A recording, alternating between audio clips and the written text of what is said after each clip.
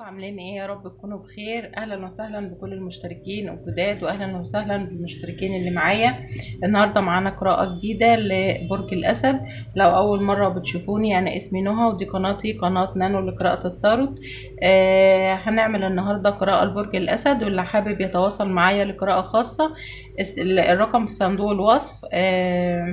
رسائل بإذن الله، بدون اتصال بعد إذنكم. يلا نبدأ ونشوف قراءة برج الأسد. وفي الأول وفي الآخر لا يعلم الغيب إلا الله، ده مجرد استبصار ومعلومات هنوصلها لبعضنا، وبإذن الله نستبشر خير من بعض. تعالوا يلا نشوف برج الأسد.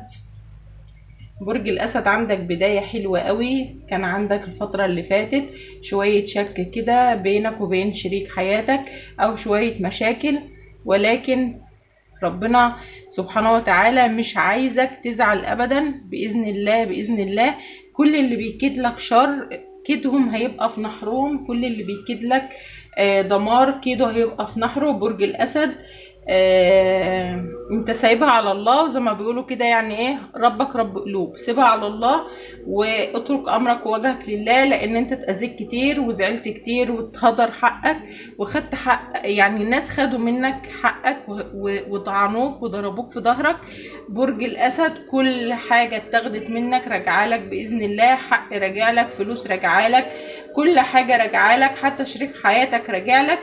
كل واحد اداك طعنة، صدقني يا برج الاسد، صدقني مش هيمر كده ويهنى ويهداله بال. الفترة اللي جاية في رد مظالم على كل ظالم. الفترة اللي جاية دي بإذن الله انت هتبقى في تطور. عندك حدثك هيعلى، روحانياتك هتعلى، هتتقرب من ربنا اكتر واكتر. كمان عندك فرحة في بيتك، عندك فرحة اولاد. ممكن يا انت هتخلف او اولادكم هيخلفهم. في فرحة اولاد، طفل صغير بيتولد في العائلة. كمان عندك بشارات خير بتبشر لك ان انت هتدخل شراكة مع حد او في ربح من مال، ولكن احذر من الشخص ده. في شخص خبيث بيتلاعب وعنده ورق ليك او حاجة ليك. الشخص ده عايز يتلاعب بيك يا برج الاسد، او عايز ياخد منك حاجة. برج الاسد، طيبتك ما تقدمهاش قبل اي شيء. خد حاجتك وخد اللي ليك، وبعد كده اتعامل بما يرضي الله. يعني ما تجيش على نفسك عشان خاطر حد. في ناس كتيرة بص على اللي في ايدك وعايزة اللي في ايدك، وفي الاخر ما بيقولولكش شكرا على اي حاجة. بيعتبروا ان ده حق من حقهم المشروع اللي المفروض انت تقدمه لهم. برج الاسد، كمان لازم تتعلم تقول كفاية. كفاية انا تعبت من كذا، كفاية انا حقي راح في كذا، كفاية انا مش عايز كذا. يعني لازم تاخد رد فعل، او ان انت تبعد عن اي حاجة تتعبك، لان شايفة ان في مشاكل صحية في حياتك الفترة دي او في جسمك. برج الاسد، ما تحاولش ان انت تيجي على نفسك عشان خاطر حد. هتستحمل الوجع ده كله ليه والألم ده كله ليه وتيجي على نفسك عشان خاطر مين؟ محدش يستحق انك تيجي على نفسك عشانه.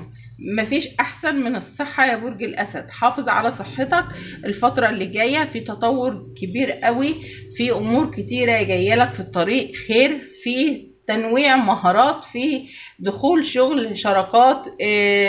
هتستخدم اسلوبك والحنكة بتاعتك في انك تغير من اسلوب حياتك واسلوب شغلك. كمان بدأت تاخد بالك من اللي عايز يضحك عليك. يعني النوايا قدامك ربنا سبحانه وتعالى بدأ يكشف لك النوايا يا برج الاسد، لكل اللي قدامك سواء خير او سواء شر. اللي عايز يتلاعب بيك انت فاهم هو عايز يوديك لحد فين، وبتفضل ماشي معاه لحد ما توصل للنهاية، وبعد كده بتقول رأيك اللي انت عايزه. هو ده الصح، هو ده اللي انا عايزاه اوصله لك. كمان شايفة في زواج وفي ارتباط كتير كتير كتير الفترة اللي جاية لمواليد برج الأسد، اللي مش مرتبطين، المنفصلين أو العزاب. شايفة ارتباط وشايفة فرحة وشايفة زغاريت وشايفة كتابة عقود وكتابة شراكات وشايفة وظائف كتير. شايفة ان انت كمان عايز تشتغل ليل ونهار، عايز تبني مستقبلك، عايز تحسن من مستقبلك. حاسة ان في خير داخل عليك، وانت كمان حاسس بالخير ده. كمان ممكن تكون بتشتغل في الفلوس او في العملة او في حاجة زي كده، او بتحوش بالدولار مثلا. انت عايز تعمل حاجة زي كده يا برج الاسد.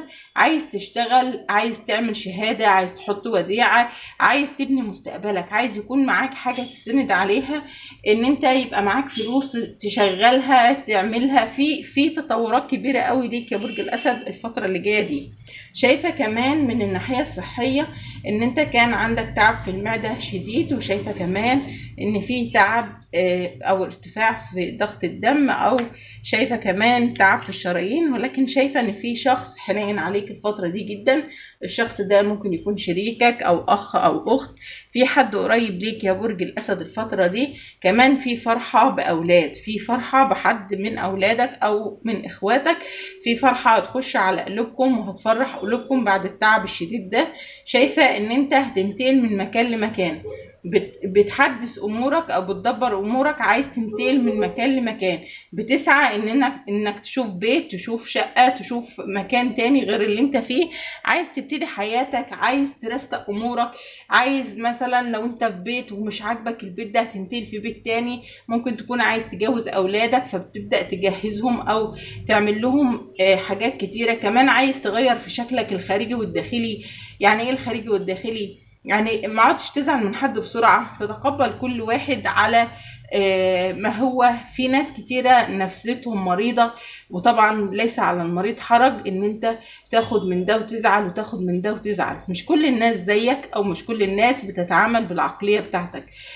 وإلا ما كانش ربنا سبحانه وتعالى قال وخلقناكم فوق بعضكم درجات. فكل واحد له درجة معينة، عامل كل واحد على الدرجة بتاعته.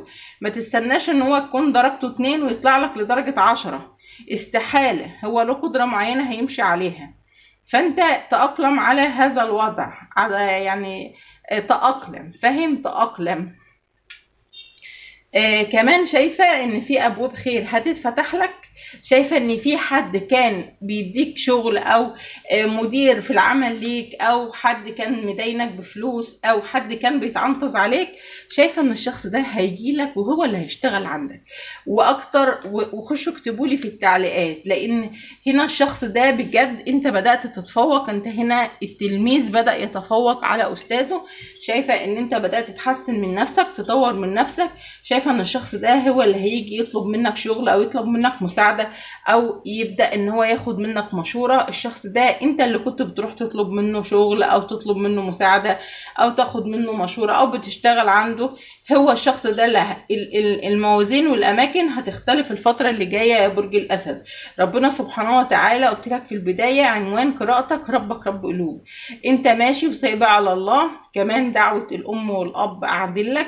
انت كنت راضي والديك جدا جدا وبتحبهم جدا، وهم داعيين لك، وان شاء الله انت في امان. كمان شايفة ان شريك حياتك للمرتبطين في تناغم الفترة اللي جاية. حاسس ان الشخص ده عمل معاك كتير وتعب معاك كتير، وحاسس ان هو فعلا بادئ يرجع لورا، او نفسيته تعبانة، او حاسس ان انت مش عاطيله قدر الاهتمام او حقه، او هو مخنوق عنده مشكلة. انت حاسس بيه جدا. ولكن الفترة اللي جاية انت هتحاولوا ان انتوا تغيروا المكان اللي انتوا فيه، تخرجوا تعملوا حاجة جديدة. شايفة ان في تقرب ما بينك وما بين شريك حياتك الفترة اللي جاية، وفي تناغم كبير. كمان شايفة ان انت رافع ايديك للسماء وبتدعي على ناس، وبتقول لهم حسبي الله ونعم الوكيل فيكم، لان الناس دي اذتك. الناس ديت انت مش هيمر عليك بإذن الله شهرين وهتسمع عنهم مصايب، لأن الناس دي بجد تعبتك نفسيا وجسمانيا. بيقولك خليك إيجابي، بيبشروك بيقولك أي مشكلة هتوصل لها بإذن الله الفترة اللي جاية لحل سلمي. اترك دعوتك عند ربنا سبحانه وتعالى، عند قاضي السماء، وهو هيدبر لك امورك. بيقول لك تحسن في الصحة، ما تقلقش على نفسك، بس خليك ايجابي. انت دايما بتفتكر الحاجات السلبية يا برج الاسد، وتقعد تقول حصل وحصل وحصل، لو كان ده ما حصلش كان ده احسن. ما تعاتبش نفسك، ولا تلوم نفسك، ولا تشيل نفسك اكتر من طاقتها. بيقول لك في تقدم كبير جدا خلال الاسابيع القليله القادمه باذن الله في حياتك. عايزه اشوف لك رساله رومانسيه. نشوف الرساله الرومانسيه اللي من شريك برج الاسد.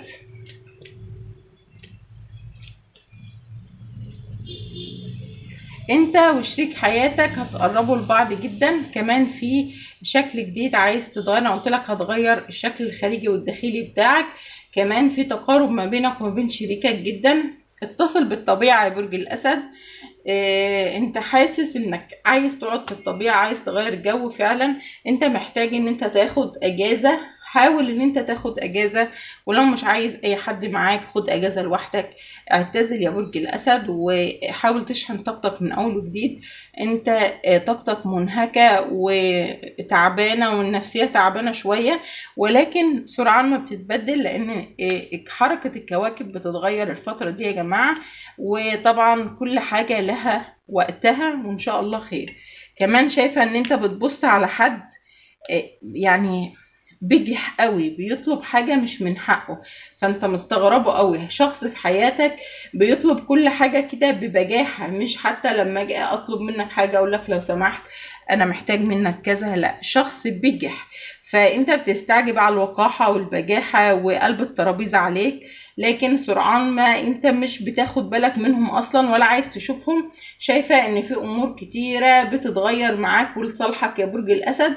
شايفة ان انت بتسيطر على امورك، حياتك كلها باذن الله تحت السيطرة. طلع لنا هنا كارت الساحر. كارت الساحر بيقول ان انت يا برج الاسد زي ايه، زي الاغنيه اللي بتقول لك انت معلم واحنا منك بنتعلم. انت يا برج الاسد تعبت كتير وشفت كتير وعندك خبره كبيره. اللي يستهون بيك يبقى غلطان، لان عندك مهارات. انت هنا ده كارت رقم 1 في الطارو، من الكروت الكبيرة اللي لها وزنها لما تنزل كده، وفوق منه كارت الكاهنة العظمى. فعندك خبرة، عندك امور انت تعهدت عليها وحاجات انت اتعودت عليها وكبرت عليها وفهمتها، سواء في شغلك او في حياتك العملية والمهنية. اللي يستهون بيك او يحاول ان هو يستهزأ بقيمتك، صدقني انت هتفرمه وهتظهر مهاراتك الداخلية والخارجية وهتثبت وجودك الفترة اللي جاية. كمان اموال طائلة. قلت لك عجلة الحظ، طلع لك دولاب فورتينا، دولاب الحظ، عجلة الحظ التلاتة عملة. فانت بتشتغل بايديك واسنانك وعينيك ودماغك. انت يا برج الاسد مش بتنام، انت مش بتنام، انت شغال، دماغك شغالة. لو انا خلصت شغل النهاردة ده انا هفكر في شغل بكرة. الفترة اللي جاية هيبقى عندك ديناميكية شديدة جدا جدا، تطور روحي معاك يا برج الاسد. بتربي حيوانات، عندك حيوان اليف او بتحب تعطف على الحيوانات. الفترة اللي جاية هتوسع مجال شغلك، هتتعلم من اخطائك. شخص في الماضي اذاك ولكنه بيحاول يأذيك تاني. بصراحة يا جماعة شايفة هنا عقدة معقودة على برج الأسد بالانهيار وبالتعب الجسدي. شايفة ان انت ممكن تتابع مع حد روحاني يقدر ان هو يقرأ لك قرآن، او يقدر ان هو يعالجك من الامور النفسية والتعب والروحانية، لان انت الامور دي بتسيطر عليك. ولكن سرعان ما الدنيا هتتبدل بإذن الله. لو عندك حاجة بتسوقها او بتعرضها على السوشيال ميديا او تجارة او حاجة، نجمك فيها هيسطع الفترة اللي جاية، صيتك هيعلى، هتتميز. مش ان انت هتوصل، لا، انت هتتميز، هتنفرد بالاسم والجودة اللي عندك في حياتك وفي شغلك وفي صراحتك. شايفة ان الاموال هتخش على الاموال. كمان جايلك عروض شغل، عروض جميلة، في زواج وفي زواج وفي زواج بعد كسرة قلب، وفي فرحة وفي اولاد وفي خير كبير قوي جايلك يا برج الاسد الفترة دي. ناخد كارت من كروت القمر، نشوف نصيحة برج الاسد. لو وصلتوا لحد هنا اعملوا لايك، فعلوا زر الجرس عشان الاشعارات مش بتوصل لكل الناس. تعالوا نشوف نصيحة برج الاسد. بيقول لك ان مفيش شيء هيجي من الوضع ده، ان انت تقعد تندب وتقعد تزعل وتقول لا ده لو كان حصل كذا، لو كنت عملت كذا. ما ينفعش. بيقولك العايد في الفايد نقصان من عقل. حاول ان انت تبص لقدامك، لان هنا بيقولك انت شخص جيد بما فيه الكفاية، وان شاء الله في تقدم كبير ليك الفترة الجاية يا برج الاسد. بيقولك قوم من منطقة الراحة، شغل الدينامو اللي عندك وابدأ شوف مصلحتك، انظر للصورة الاكبر. انت يا برج الاسد متنبأ لك ان انت تكون في امان. بيقولك كل الاستنتاجات والنتائج وكل الاجابات اللي انت تتمنى انها تكون عايز تعرفها جايلك في الطريق. شمسك هتنور، اسلوب حياتك هيتغير، عندك اعتدال في كل حاجة، شمعك هينور. كنت مغمي عن امور او كنت شايف شخص او حد بتحبه جدا، ولكن الشخص ده نواياه سيئة من تجاهك. هتبدأ ان انت تحط بينك وبين الشخص ده حواجز. بعد ما كنت شايفه ملاك، الشخص ده طلع شيطان بالفعل. ولكن انت مش بتحب تتكلم كتير يا برج الاسد، انت شخص كتوم، شخص عقلاني. انت بتزعل مع نفسك وسرعان ما الطاقة هتتبدل. اشحن طاقتك، غير الطاقة، حاول ان انت تتعزل لوحدك شوية، افرح، روح بحر، روح عند بحر وارمي حمولك على الله. انت يا برج الاسد في امان، وانت عندك مهارات عالية وشغل عالي قوي، زي ما بيقولوا كده فاخر من الاخر. امورك كلها تمام ان شاء الله، تمام تمام تمام. خليك ماشي على هذا النمط، طاقتك حلوة. حتى لو حد اذاك تعبك نفسيا، حاول ان هو يدمرك يرجعك لورا ولا اكنك شايفه، لان انت طاقتك للامام. شكرا لكم. لو عجبتكم القراءة ما تنسوش تسيبوا بصمتكم الجميلة فضلا وليس امرا على الفيديو. بشكركم جدا، اشوفكم في فيديو قادم ان شاء الله. مع السلامة.